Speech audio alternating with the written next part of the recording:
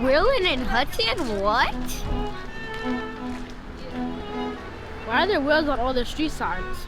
It's because it's the Hudson animal. Because this used to be like the whalers, place. Yeah. Does the whale on the street sign have a name? We don't know. I do. We don't know. So what's the name? That is the whale's name!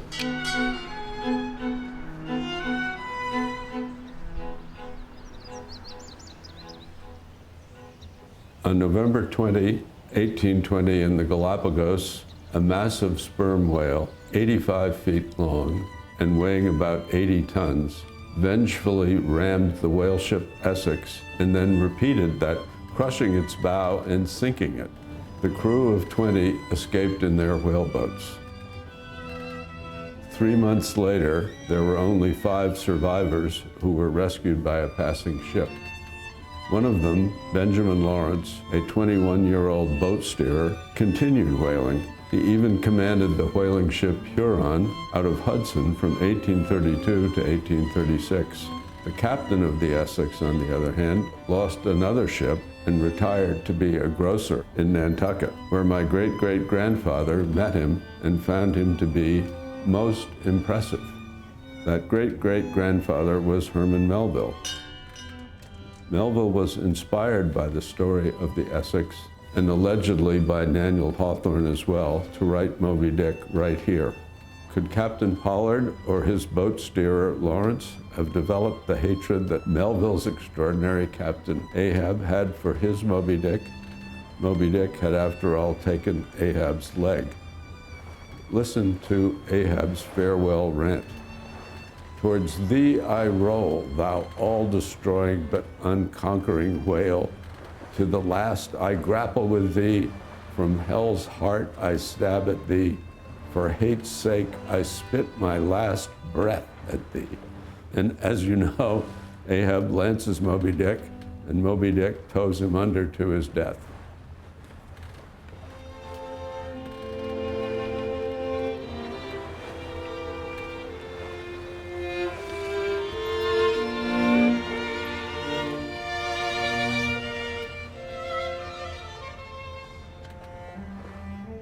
Hudson was incorporated in 1785, began in the minds of merchants and whalers who were looking for a safe port to conduct their business after experience on the Nantucket and the maritime trade ravaged by the Revolutionary War. The history of this city has been one of boom, bust, good times, and hard times. Whaling brought wealth to this city and its inhabitants. By 1840, Hudson whaling was over and other industries were being developed. As a native of Hudson, I have seen resilience and flexibility of the city's inhabitants during the times. True to our beginnings, Hudson will always be entrepreneurial and continuously reinventing itself. I first became interested in Hudson's history when I was a history major in college and learned of the almost unique founding of Hudson, which was by a group of shippers, business people, whalers from Nantucket and Providence, Rhode Island. Hudson was involved very actively in capitalist enterprises. Once the Nantucketers came here in 1784, they brought prefab housing and ships, shipbuilding equipment. A lot of Nantucketers who were Tories settled in Halifax, Nova Scotia.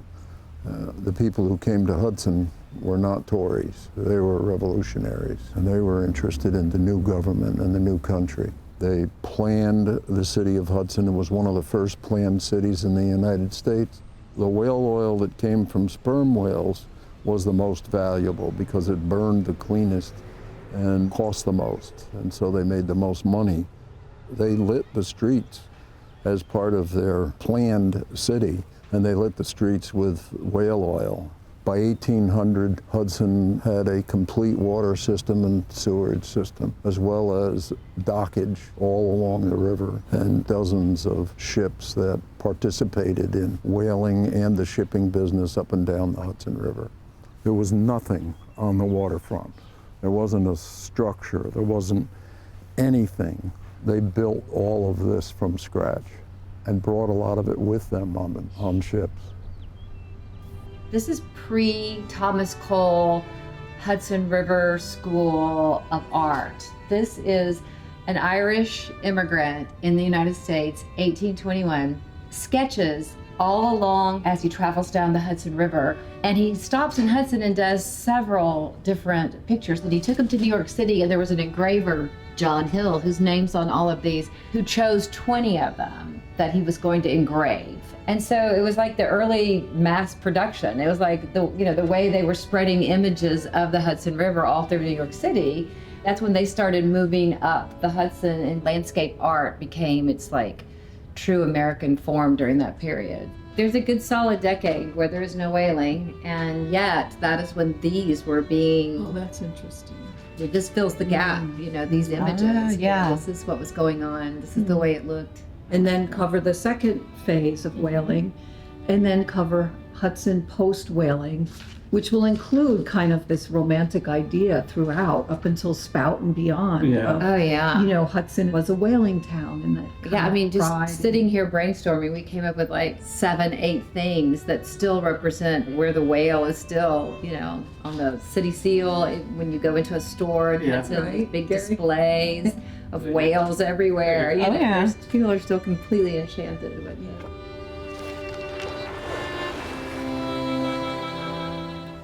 We move freight and cargo under sail up and down the Hudson River. My name's Sam Merritt. I'm the captain of the schooner Apollonia, which is the vessel that we are currently aboard. Many people know about whaling and this sort of momentary blip that was the whaling history, but people don't think about just how much other freight and cargo moved through the city of Hudson. These would have been goods coming from the Caribbean, like sugar, manufactured goods coming from New York City or maybe from Europe. Goods that arrived in Hudson would then be transported onto other locations. We were a bit of a hub.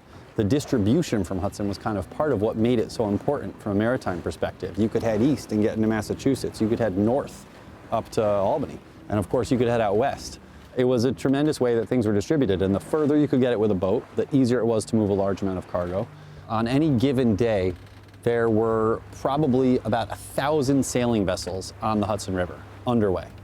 Hudson itself, it's estimated we had over 100 vessels enter or exit per year at this peak. If you think about all the people who are associated with that, so your standard vessel would have a crew of, say, 10.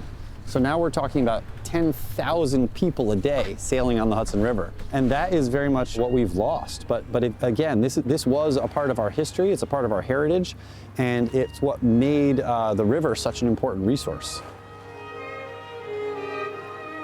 This town has always been like this. It's always been at the cusp. There's always been some impetus for change, for nuance, for like a movement. And so people are like, well, why is it always like this? It's an estuary. It ebbs and flows. So it's always going to be something where it's meeting people's needs and sometimes not. Yeah, And when it's not, people move on. So we should get, are you filming? A little bit, yeah. You filmed that? No! I'm going to get on the camera. Enter Cotton Gelson, my favorite character. Cotton Gelson was one of the members of Hudson in 1785. He started to become one of the council members. He was one of the first business traders in the area.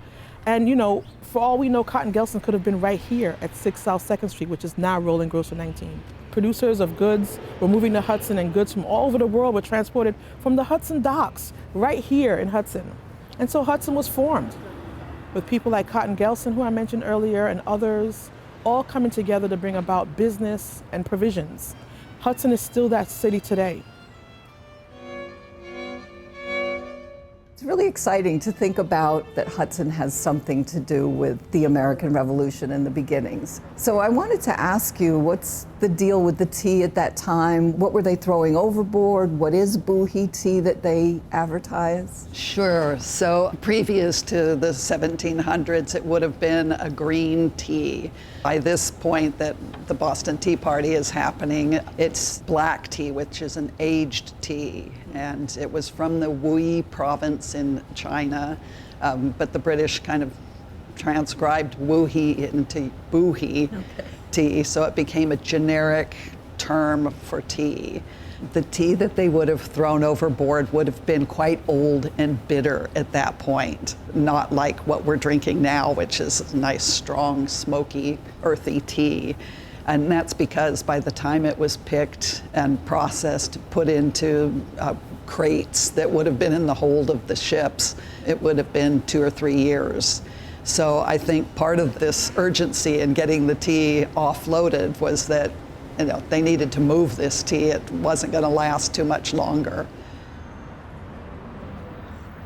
The sailors would share in the profits of whale oil, bone, and other products. If the haul was good, fortunes were made. However, in voyages less successful, a sailor could end up owing money for the rum he drank and the items he bought on credit on the ship. Oftentimes, a man did just one voyage and then would be cured from the lure of the whale ship and became a landlubber. We are so thrilled and excited to be part of this whaling exhibition with the DAR and the Hudson Area Library.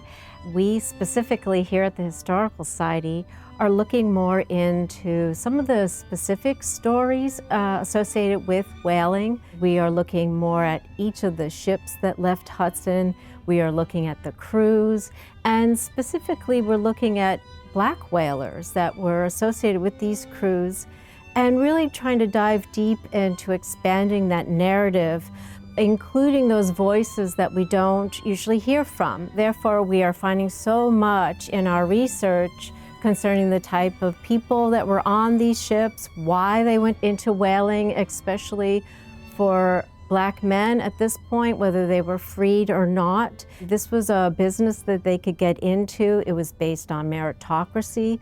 They could build a life for themselves by being a whaler because they were paid the same amount as anybody on that crew. So it really gave them some autonomy for their lives and for their futures. I hadn't realized that there were so many Black mariners on the river. And even in Albany, there's a Schuyler family that owns ships and things like that. It was also easier to hide away on the boats because you had a lot of Black people actually working on the boats, working on the steamboats. So it's easy enough to just blend in. Because most of the people that worked on the docks were Black, people felt it was easier to gain their freedom. They could go there, they could go from ship to ship and ask if they could stow away. And a lot of the captains made a lot of money that way because they would charge the guys and then they would come out with an ad a few days after the men had left the ship saying, oh, I found the stowaway and I let him go, but I don't know where he went. And if they would tell him, they would say that he went the other way. But it really gives a great deal of information about how fugitive slaves used the waterways and the people that actually worked there. She really broke the mold in a lot of ways for women who had opportunities for them as a spouse and as a woman of the time period. Most women didn't go on whaling voyages. Most women stayed home and had domestic duties. But Sarah sailed the oceans of the world. When we started looking at women in whaling and doing research, we were kind of unsure if we were going to be able to develop stories. But Sarah Vale Pinkham Chappell's story is really one of the most interesting, and it's a Hudson story. And it's a Hudson story. Consider this. In 1774, Abigail Adams famously said, "I desire you would remember the ladies." But in Hudson, when we talk about whaling, the stories of the ladies have not been remembered. Everyone talks about the men. Surely the women have stories too. She was on board. And, she had children on board. That's something. Not everybody did that. No. What was it, less than 5% of whaling ships had, the master's wife on board? So where are their stories? And for that matter, where are all the stories about whaling in Hudson? Where are the artifacts? Where are the letters home, the letters to family, the shop records, the receipts? This history of cargo and commerce on the Hudson River, it's not just a historical footnote, it actually continues today. If you see the Apollonia out on the water, it might look like you're looking back in time. It really is a bit of a romantic notion of what it inspires in people. But the goal with the Apollonia is not to be a living history project. It's actually to move freight and cargo. All three of our institutions, the Hudson Area Library, the Historical Society, and our chapter, are researching this history, and we're learning from our archives and from others to flesh out Hudson's whaling history. And as we do, we will be sure to remember the ladies. Contrary to popular opinion, there were no whales in the Hudson River. It was all an Atlantic Ocean business primarily for the Hudson whalers. Interestingly enough, the author of Moby Dick was from Albany. He went to school at Albany Academy. It's pretty clear to me from, reading about him that he did come to Hudson and experience the whaling business in Hudson as part of his interests before he wrote Moby Dick. It's important that what we do today is to try to remember this, and especially to make sure that as we sort of see this renewed interest in waterfronts, we reinvest in them in a way that keeps this possibility alive. I'm amazed by the infrastructure that is still there, and I'm also amazed at how often it's underutilized and forgotten and crumbling. And so I think we really are in an amazing moment and a really amazing turning point where we can reinvest in this infrastructure and rediscover what it means to live along a river that's also a blue highway of sorts.